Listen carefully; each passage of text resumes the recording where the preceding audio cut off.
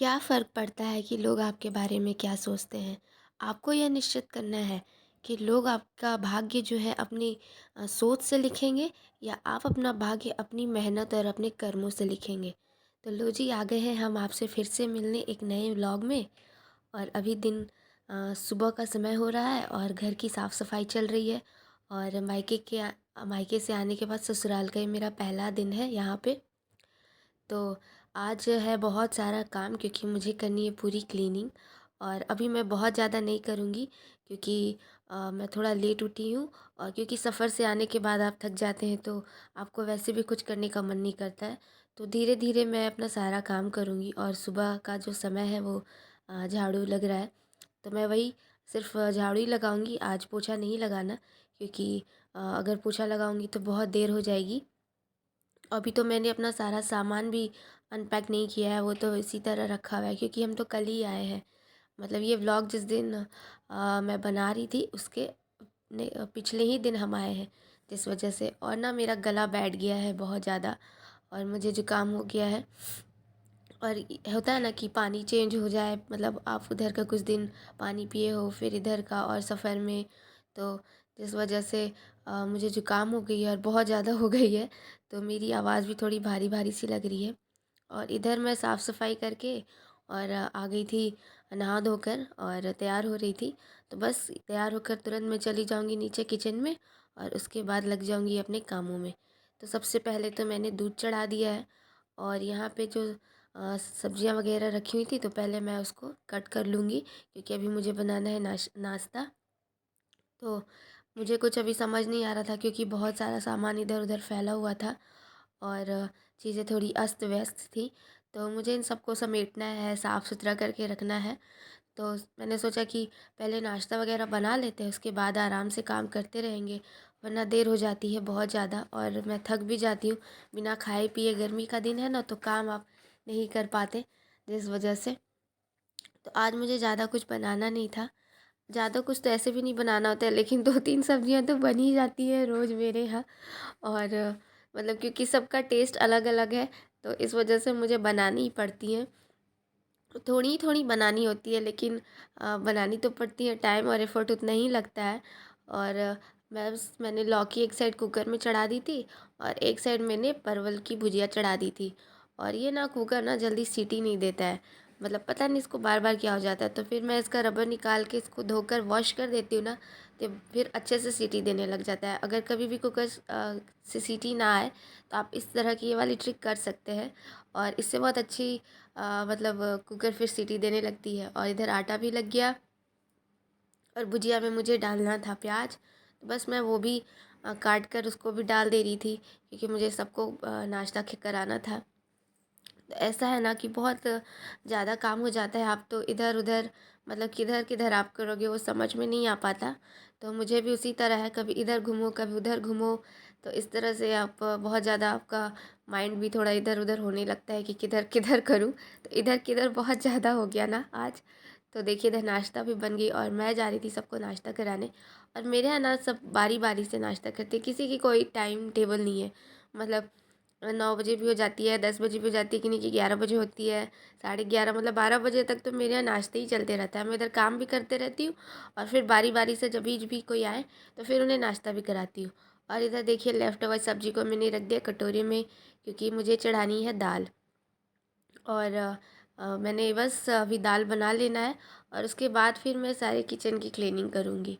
देखिए, दाल मैंने तो चढ़ा दी है, और अभी इसको ढकूँगी नहीं, इसकी सीटी नहीं लगाऊंगी, क्योंकि दाल का जो झाग है उसको निकालना बेहद ज़रूरी होता है।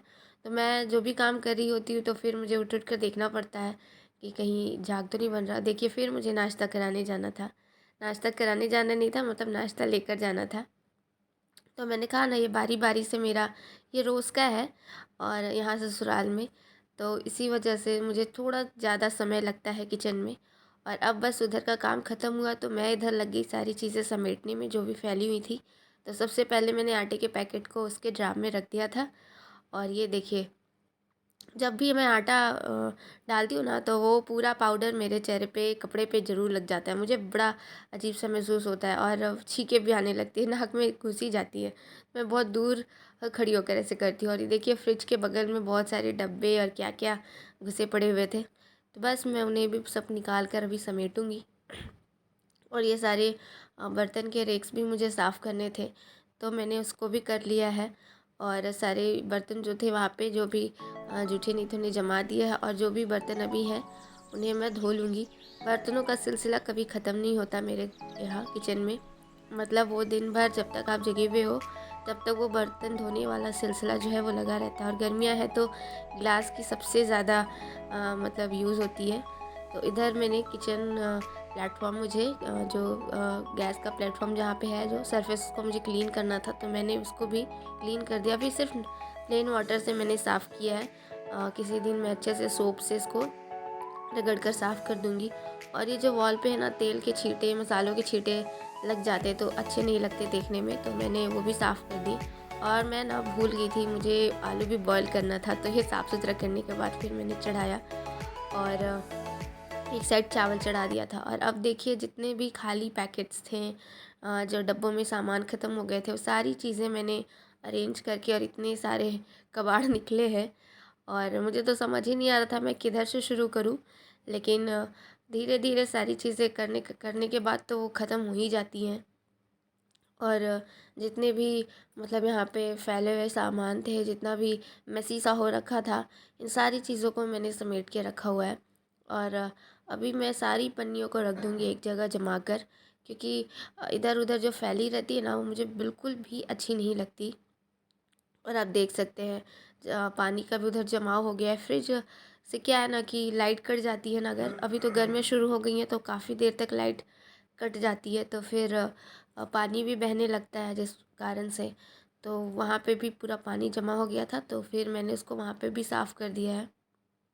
और थोड़ी बहुत ही क्लीनिंग करूँगी, बहुत ज़्यादा डीप क्लीनिंग नहीं करूँगी, क्योंकि तुरंत मेरे से नहीं हो पाता है। धीरे-धीरे करके मैं एक-एक करके काम करती हूँ, लेकिन अब अभी मुझसे जितना हो पाएगा उतना मैं ज़रूर कर लूँगी।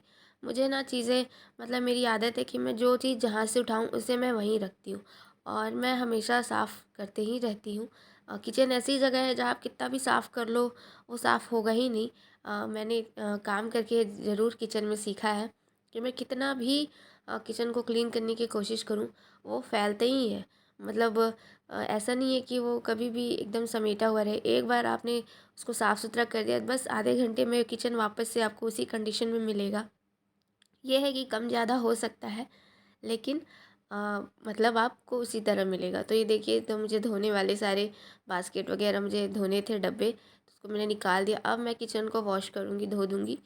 और धीरे-धीरे मैं सारी चीज़ें कर लेती हूँ। और इधर सामान हटाकर ही मैंने सारी चीज़ें वॉश की थी, मतलब फ़र्श को धोया था। और अभी पोछा नहीं लगा रही थी, क्योंकि पानी गिरने की वजह से ना गंदगी जो होती है वो चिपक जाती है। तो मैंने सोचा कि इसको धो ही देती हूँ। अक्सर मैं धो ही डालती हूँ। एक बार मैंने सारी जो सामान जो फैले हुए थे उन सबको पानी से निकाल दिया था, और उसके बाद एक प्लेन वाटर से फिर से वापस से अगेन मैंने उसको धो दिया। तो अब देखिए किचन कितनी ज़्यादा क्लीन हो गई है। और अभी धोते ही किचन का जो फ़र्श है वो तुरंत सूखना चालू हो जाता है, क्योंकि बहुत ज़्यादा गर्मियाँ पड़ रही हैं, तो आप देख सकते हैं तुरंत धीरे धीरे वो सूखना भी चालू हो गया। और ना मुझे इधर से पानी निकालने में थोड़ी दिक्कत होती है कि ढलान ना उधर की तरफ है, और ये जो भी पानी है ना किचन के बाहर इस तरह से निकल जाता है, तो फिर मुझे इधर थोड़ा साफ़ करना पड़ता है। तो मैंने इधर भी साफ़ सुथरा कर दिया। और अब बारी थी इन सारे बास्केट वगैरह को धोने की। तो पानी का थोड़ा वो मुझे कम करना है उपयोग, क्योंकि हमारे यहाँ पानी की बड़ी क्राइसिस हो जाती है, मतलब गर्मियों में बहुत ज़्यादा हो जाती है, तो थोड़ा बचा कर चलना पड़ता है।